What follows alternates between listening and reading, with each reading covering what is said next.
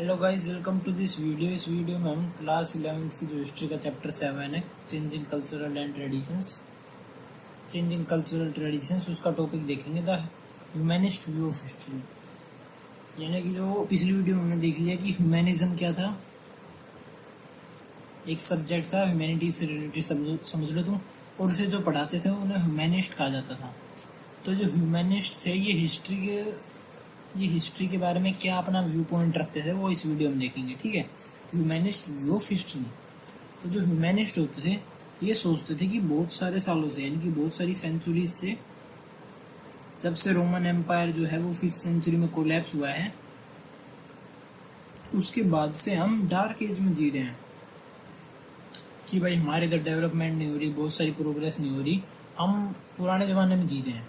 लेकिन अब हमें ज्ञान आ गया है, हमने बहुत सारी किताबें पढ़ ली हैं, हम ह्यूमैनिस्ट बन गए हैं, हमने बहुत सारे लोगों को पढ़ा दिया है, तो हम रिस्टोर कर रहे हैं। यानी जो पहले लोग पढ़े लिखे हुआ करते थे, एक अच्छी सिविलाइजेशन बन चुकी थी रोमन एम्पायर के टाइम पीरियड पे, हम उस सिविलाइजेशन को, ट्रू सिविलाइजेशन को रिस्टोर कर रहे हैं आफ्टर सेंचुरीज ऑफ डार्कनेस, ठीक है। ये समझा उन्होंने उनका मानना था कि डार्क एज आ चुकी है रोमन एम्पायर के कोलैप्स होने के बाद से, 5th सेंचुरी के बाद से, ठीक है।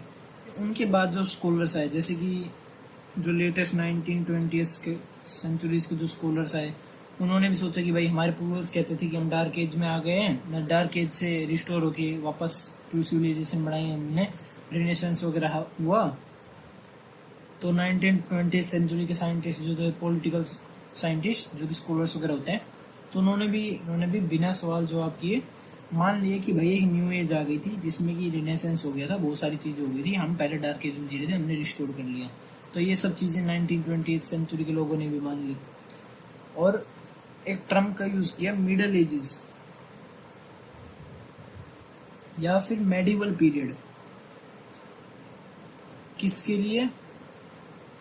जो मिलेनियम था, जो कि पड़ता था फॉल ऑफ रोमन एम्पायर के बाद में, Roman empire, western Roman empire, जो कि 476 AD के आसपास खत्म हो गया था, यानी कि 5th सेंचुरी के आसपास खत्म हो गया था। तो मिलेनियम क्या होता है? मिलेनियम होता है 1000 सालों का गैप, मतलब 1000 सालों की जो टाइम पीरियड है उसे मिलेनियम कहा जाता है। तो जो मेडिवल एज है, फिर मेडिवल टाइम पीरियड है, मिडल एज, ये टर्म यूज किया गया किसके लिए? फॉल ऑफ रोमन एम्पायर के 1000 साल बाद के लिए, यानी कि लगभग 5th सेंचुरी में खत्म हुआ था। तो यहाँ से लेके 15th सेंचुरी तक जो टर्म यूज की गई वो होती थी मिडिवल टाइम पीरियड, ठीक है। तो 1000 सालों को बोला गया मिडिवल टाइम पीरियड, और बताया गया कि इस टाइम पीरियड में जो चर्च था, यानी जो क्रिश्चियन लोग थे, चर्च के जो प्रीस्ट वगैरह थे, 2-4 गिनती के, इन्होंने सब लोगों के माइंड पे कंट्रोल कर लिया था। मतलब चर्च बहुत सारी उस टाइम पीरियड पे नेगेटिव बातें भी फैलाता था कि ये चीज़ गलत है, तुम्हें करनी नहीं है, ये चीज़ तुम बिल्कुल नहीं कर सकते, प्लेजर बिल्कुल ही गलत चीज़ है, मतलब बहुत सारी गंदी चीज़ें फैलाता था चर्च, जो कि अंधविश्वास पे टोटली बेस्ड थी, ठीक है। जैसे कि अगर तुम्हें अपने पाप धुलवाने हैं तो इतने पैसे दे दो। तो यानी कि लोगों के माइंड पे पूरा कंट्रोल कर लिया था धर्म ने, जो चर्च थे, क्रिश्चियन लोग, उन्होंने पूरा कंट्रोल कर लिया था लोगों के माइंड पे।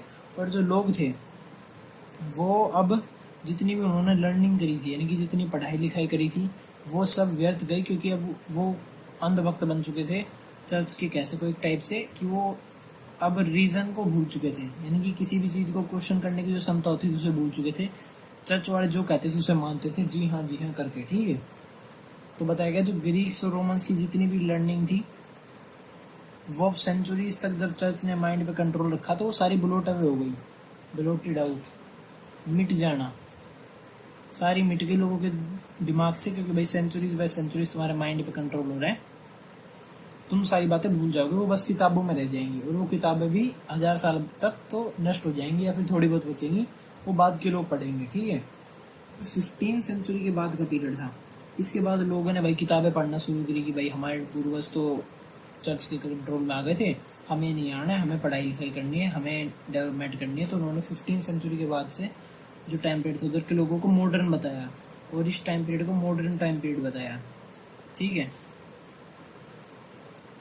तो मेडिवल टाइम पीरियड था वो, जो कि 5th से लेके 15th के बीच में आता था। इस टाइम पीरियड के बीच में चर्च ने माइंड पे कंट्रोल कर लिया था, तो वो लर्निंग जितनी भी की थी उन्होंने ग्रीक और रोमन टाइम पीरियड पे, वो सारी मिट गई थी उनके दिमाग से, ठीक है।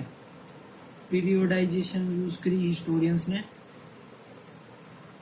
जो उनके बाद में जो हिस्टोरियंस आए उन्होंने इसी इफेक्ट को मानते हुए कि हमारे जो पूर्वज थे उन्होंने कुछ सोच समझ के इफेक्ट बताया होगा कि डार्क एज वगैरह आई थी, फिर हम रेनेसेंस में आए, तो उन्होंने पीरियोडाइजेशन कर दिया कि भाई हिस्ट्री कुछ टाइम पीरियड में बटी हुई है, जैसे कि 5th से लेके 14th सेंचुरी के आसपास जो हिस्ट्री थी उसे मिडल एज बताया गया, मिडल एज या फिर मेडिवल टाइम पीरियड, मेडिवल। और 15th के बाद जो प्रेजेंट चल रही है उसे बताया गया मॉडर्न टाइम पीरियड, ठीक है। ये जो मिडल एज थी इसमें बहुत सारे फ्रेगमेंट्स बना दिए, जैसे जो 5th से 9th सेंचुरी थी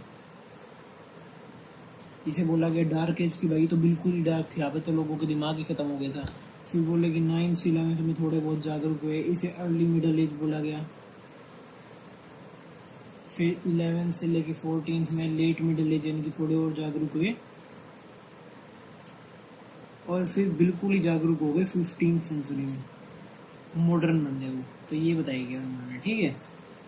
तो ये जो पीरियडाइजेशन थी हिस्टोरियंस ने जो बाद में की थी, इसे फिलहाल के जो हिस्टोरियंस है, रीसेंट हिस्टोरियंस यानी कि जो बिल्कुल ही 19th-20th सेंचुरी के हिस्टोरियंस है, बिल्कुल रिसेंट 21st सेंचुरी के, उन्होंने इन्हें गलत बताया गया है। मतलब उन्होंने इसे क्वेश्चन किया है कि भाई तुम उस टाइम पीरियड पे थे नहीं, तुमने कैसे डिवीजन बना दिया इतना, क्या पता भाई 15th सेंचुरी में भी हम थोड़े बहुत पुराने ख्याल हो गए हों, और क्या पता 11 से 14 में मॉडर्न हो गए हों, तुमने एक परफेक्ट लाइन कैसे खींच दी।